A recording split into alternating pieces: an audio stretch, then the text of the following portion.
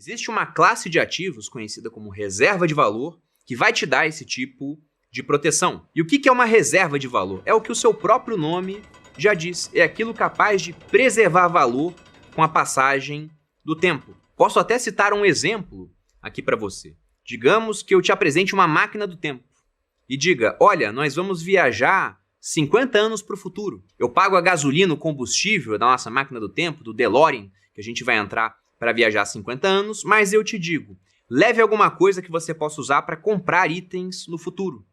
E aí você pensa, vou levar reais, por exemplo? Pô, será que o real vai continuar comprando as coisas lá no futuro? Se agora, ano após ano, ele está comprando cada vez menos coisas? Então, o que você deveria colocar nessa mala? Algo que mantenha o seu valor com a passagem dos anos. E para que alguma coisa seja classificada como reserva de valor, são necessários 5 itens. E nós bateremos cada um deles ao longo dessa aula. O primeiro deles é ser escasso. Então, para ser reserva de valor, não pode ser abundante ou produzido em quantidade infinita. O outro é a questão de não ser deteriorável, porque afinal de contas, essa viagem de 50 anos para o futuro, todos nós iremos fazer, mas não dentro de uma máquina do tempo, aos poucos. Então imagine que você faça uma poupança, guarde uma reserva em algo que deixe de existir com o passar do tempo. Um outro ponto é que deve ser negociado em um mercado global, porque talvez você queira levar suas economias de um local para o outro. O quarto é que deve ter um longo histórico de aceitação, porque, pegando o conceito do autor Nassim Taleb, que ele chamou de efeito Linde, onde ele fala que aquilo que tem mais tempo de existência tende a existir por mais tempo, como, por exemplo, livros. Se o pessoal lê Maquiavel há 500 anos, provavelmente continuará lendo Maquiavel por mais 500, em comparação com o livro que foi lançado na semana passada, e que, por mais que tenha um bom número de vendas em um ano, tende a não ser lido mais após, por exemplo, uns 5 anos. Talvez seja esquecido com outros lançamentos vindo. Então, para ser reserva de valor, é necessário haver um longo histórico de aceitação. E o último ponto é a questão de possuir um valor intrínseco, que em si não é uma palavra que eu gosto muito, porque dá uma ideia de valor absoluto das coisas, e o valor, na verdade, ele é relativo, depende de quem está negociando e em que condições. Um copo d'água pode custar R$1 numa cidade grande, com farto abastecimento de água, ou até um diamante no meio do deserto. Mas a ideia de valor intrínseco é que há um valor por trás daquele ativo específico, garantindo que ele tenha realmente algum preço no mercado. E esse é justamente o problema do real, da moeda brasileira. Eu não sei se você sabe, mas para que uma moeda seja realmente caracterizada como dinheiro, né, isso aqui pode ser usado, né, nas funções de dinheiro, seria necessário que ela tivesse 3 características básicas. Ela fosse aceita como um meio de troca, e de fato o real é. Você é pago em reais pela sua capacidade laborativa e também troca reais por itens no mercado, por exemplo. Deve ser uma unidade de conta, e o real é também. O seu contrato de trabalho, o seu contrato de aluguel estão definidos em reais. E o último ponto é que uma moeda deve ser uma reserva de valor. Mas como vimos anteriormente, utilizando estatísticas inflacionárias, tanto medidas pelo IPCA, que é mais camarada, também é calculado pelo governo, né? Ele que define quais são os preços que vão ser analisados pelo indicador do IPCA, ou por um número muito mais alto quando calculado pelo IGPM, que já é calculado pela Fundação Getúlio Vargas, que não pertence ao governo. Mas, de todo modo, pegando a medida que você quiser, não dá para afirmar que o real é de fato uma reserva de valor.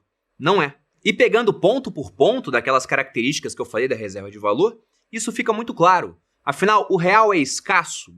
Sim, ele tem uma escassez relativa, ele simplesmente não é infinito. Mas pegando até dados de 2020, 30% dos reais em circulação foram criados apenas naquele ano. Na verdade, o pessoal fala muito de imprimir dinheiro, mas nem isso acontece mais hoje em dia, porque grande parte do dinheiro já é digital, então é no apertar de um botão.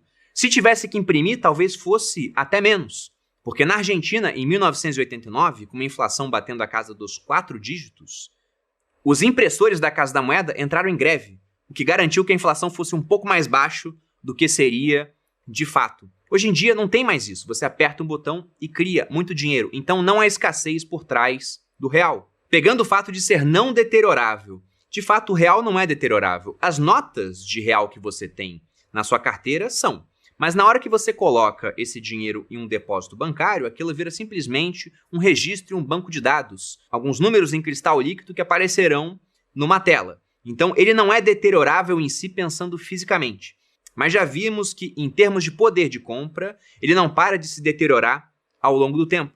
Por que uma fruta não pode ser uma reserva de valor? Por que seres humanos não usam bananas como moeda? Justamente porque a banana, com o passar do tempo, vai apodrecendo. Então, podemos falar que com o nosso dinheiro atual, o real, a mesma dinâmica vai acontecendo.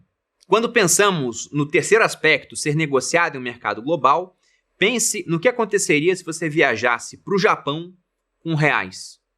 Eu posso ir numa casa de câmbio, tentar trocar os meus reais por ienes, a moeda japonesa? Até pode, mas como não há demanda muito forte de japoneses por real, o que acontece é que aquilo valeria menos naquele local. A mesma coisa na Rússia, por exemplo. Eu digo isso por experiência prática. Eu fui na Copa do Mundo da Rússia, lógico que eu não deixei para trocar os meus reais lá, troquei aqui no Brasil anteriormente, e já havia mais demanda por rublos devido à Copa do Mundo. Rublo é a moeda da Rússia. Mas quando eu fui observar as cotações lá, o real valia muito menos comparado com o que valia aqui. Havia um desconto na casa dos 20%, porque não há demanda por reais em outros países, basicamente fora da América Latina. Os brasileiros demandam reais, os argentinos demandam reais, os nossos vizinhos, os venezuelanos, mas argentinos e venezuelanos muito porque as suas moedas são ainda piores do que a nossa. Mas em termos de demanda e de aceitação no mercado global, o real não é uma moeda altamente conversível.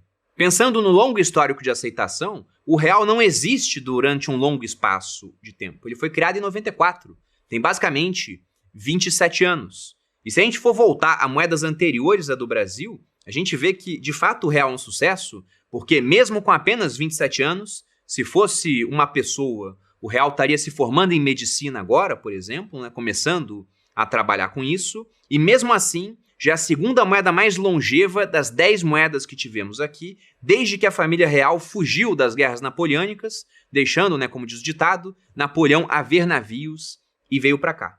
Isso mostra até o nosso grande histórico de descontrole monetário. Então, o real não tem um longo histórico de aceitação, e se formos pegar o longo histórico do Brasil, não deveria ter mesmo.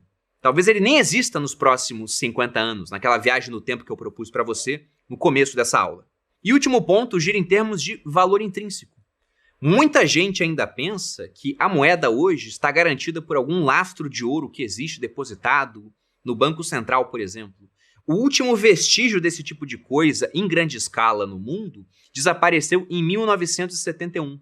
Desde então, boa parte das moedas já não tem lastro em ouro há muito tempo. Na verdade, aqui, no nosso país, há muito mais tempo do que em 1971. Quando o Brasil acabou com o lastro ouro nas primeiras vezes, ainda no final do século XIX, ele nunca mais conseguiu botar um lastro ouro de fato. Porque sempre que falavam, olha, você pode trocar sua moeda por ouro que está no banco, a população que não era burra fazia o quê? Pegava o dinheiro e trocava por ouro na hora. E aí todo o ouro do banco acabava e simplesmente eles tinham que criar mais dinheiro sem ter ouro. Então não há nenhum tipo de valor intrínseco por trás do dinheiro. O dinheiro só tem valor porque nós acreditamos na promessa governamental de que eles manterão o valor do dinheiro. Promessa essa que é quebrada sistematicamente ao longo do tempo, inclusive com o nosso regime de metas de inflação que prevê uma desvalorização constante do dinheiro que você tem na sua carteira.